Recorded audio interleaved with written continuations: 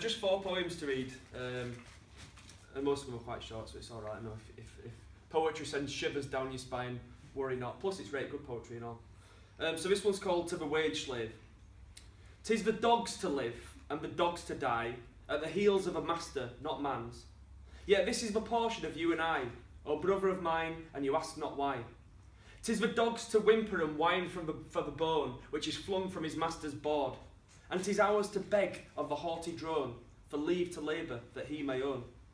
Is it thus we must sneak through the byways of life without leaving a trace behind, of a word or a blow against the wrongs which are rife, or a past, however small, in the turmoil and strife? 1,000 years and 1,000 times, no.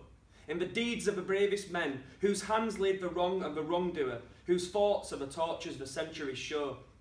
'Tis the man's to be masterless, fetterless, free. 'Tis the slave's neath the whip to crouch down.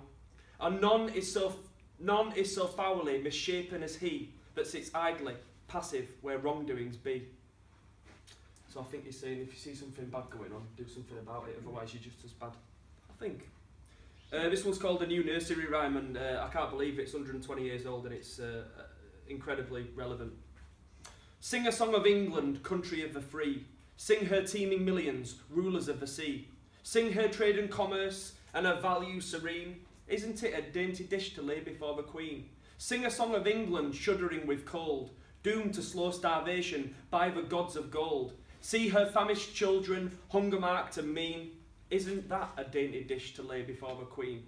Sing her House of Commons, sitting all at ease, whilst a ring of coal lords fasten like disease. On the hapless toilers, hollow-eyed and lean, faith, it is a dainty dish to lay before the Queen. Mammon in the counting house, counting out his money. His lady in the parlour, eating bread and honey. The worker on the highway, short of food and clothes. God bless happy England and save her from her woes. Okay, this one's called A Victim Whose Name is Legion. I am tired of the factory toil, of starving virtue tired am I. It's so hard to be poor and good. It's so hard by degrees to die. Easier it were to take heart and drown in the river that winds the factory town. The factory air is choking close. Without it the streets are cool and sweet. And the factory bully that comes and goes has never a word save a curse to greet. Is it not so in the streets without?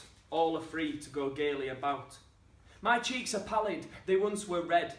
My eyes are saddened, they once were bright. And weary and faint the steps I tread, though once I carried me firm and light. The breath of the grave has damped my brow, but the world seemed never so fair as now. What in return does virtue give? She's stolen my hopes away. She has stolen, and sore I grieve, the laugh from my lips and the light from my day. And naught in return does virtue give, but a tomb and toil where votaries live.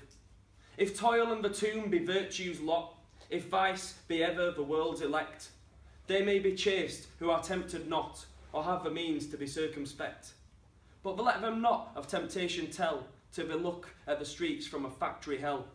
'Tis but a step from the factory door to the streets, to laughter and song and wine, to the sullen river, but one step more, and there is an end to this life of mine. Through one or the other must I one day pass from this life with my shadow away. Okay, this is the last one. It's called The Song of a Microbe. It's a bit weird, but I think it's on about like diseases in canals and rivers. I'm a merry little microbe, and my heart is light and gay, and I love the sunny weather in the merry month of May. All the winter I lay sleeping, and my enemies slept too, but in my coming resurrection will provoke a howdy-do. I shall swarm in the myriad millions on the banks of the river Aire, and your old acquaintance Typhus will be present with me there. I shall raise the good old odour in the Goyt at Tenter Lane, and the papers will be screaming in their customary strain. But the tanner and the skinner and the city council too will protect me from the mercies of the sanitary crew. I'm a merry little microbe, quite the microscopic thing, so just warn the undertaker to be ready after spring. Interesting. Bit of political. Thanks very much.